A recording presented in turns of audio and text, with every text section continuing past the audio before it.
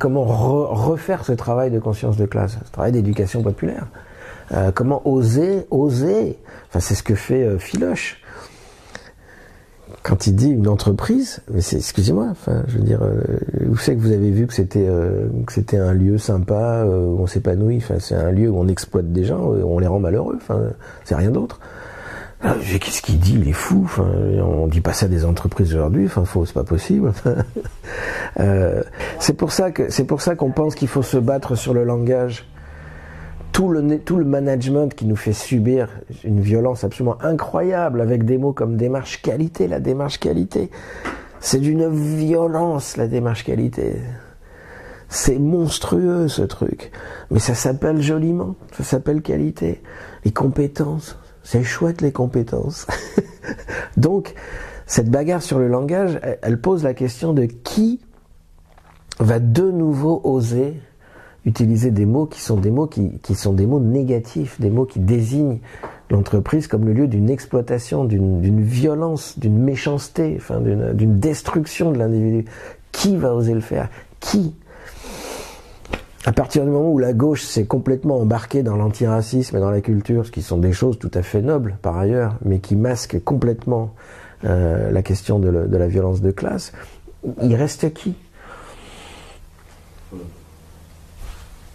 Il reste un mouvement comme les Gilets jaunes, où des gens, moi j'ai vu ça, j'étais extrêmement ému. Hein. Je pense à cette dame là qui vient de Lorraine, là, que j'ai vue sur une vidéo YouTube. Elle met un gilet jaune, quoi, et elle va à Paris. Mais jamais de sa vie, elle a été ni syndiquée, ni politisée, rien. Mais elle sait qu'il faut qu'elle y aille. Elle est en train de rechoper une conscience de classe.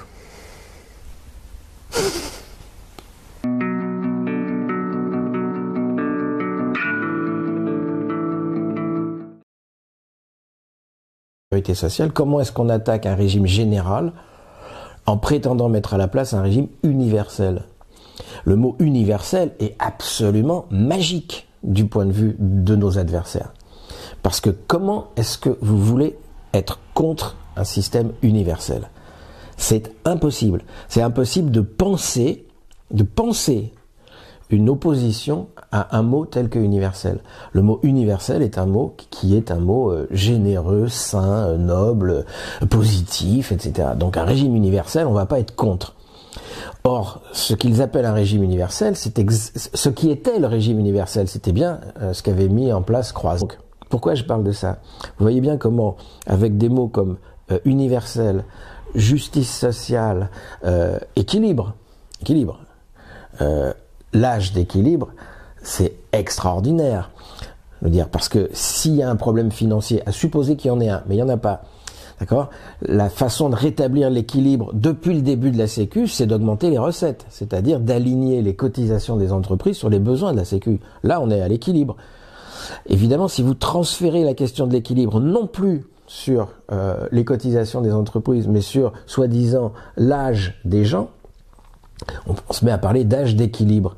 Mais si vous n'avez pas réfléchi au problème, si vous êtes monsieur tout le monde qui est complètement intoxiqué par les médias, par France Intox, par TF1, bah, l'âge d'équilibre, bah, ça a l'air plutôt bien. Enfin, si c'est bien l'équilibre, bon, bah, il y a un âge d'équilibre pour un système universel, et puis c'est de la justice sociale, etc., etc. Et ben, ce que j'essaie de dire, c'est que résister à ça, résister à du langage qui est extraordinairement positif pour masquer des saletés, pour masquer une violence, c'est très difficile. C'est très difficile si on ne fait pas en face le même travail. Si on ne se bat pas sur du langage, alors on se bat avec les armes de l'ennemi.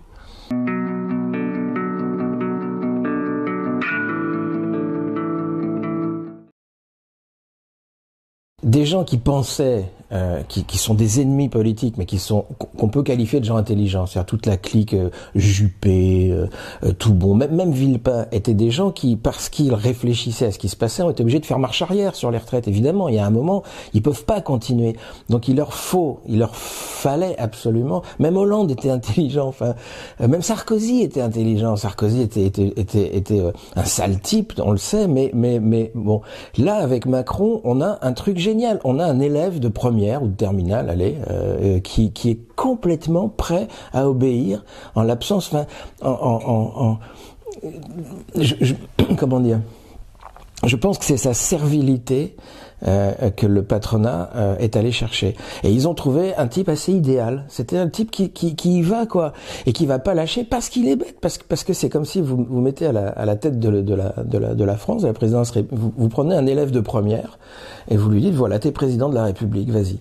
Donc je veux dire, il a 4 clichés, 3 idées à la con et il va obéir. Je veux dire, quand il vend les aéroports, quand il vend les barrages, je veux dire, ce mec, c'est pas son projet quand il était adolescent, il s'est pas dit un jour je vais vendre les aéroports. Enfin, c'est pas un projet, ça n'est pas un projet politique. C'est juste une obéissance au patronat de dire je vais vendre, dites-moi ce qu'il faut que je fasse, dites-moi ce qu'il faut que je vende, on y va. C'est là-dessus où il va représenter un intérêt pour le patronat, c'est qu'il va obéir. Et le projet patronal, qui est la démolition des acquis de 45, qui est un projet qui est long, qui est difficile à faire, parce que péter la sécurité sociale, péter le régime général, plus exactement, pour revenir à l'ancien système, etc., c'est long. Ça fait 50 ans, 60 ans, il y a eu 85 attaques contre la sécurité sociale depuis qu'elle existe. Mais parce qu'elle n'est pas facile à défaire. Et donc là, ils ont trouvé le gars qui va aller jusqu'au bout, parce que c'est juste un psychopathe. Et donc lui, il va y aller. Il va pas faire comme Juppé. Il va pas reculer en se disant bon là merde, je suis allé trop loin, ça devient compliqué. Il va pas faire ça.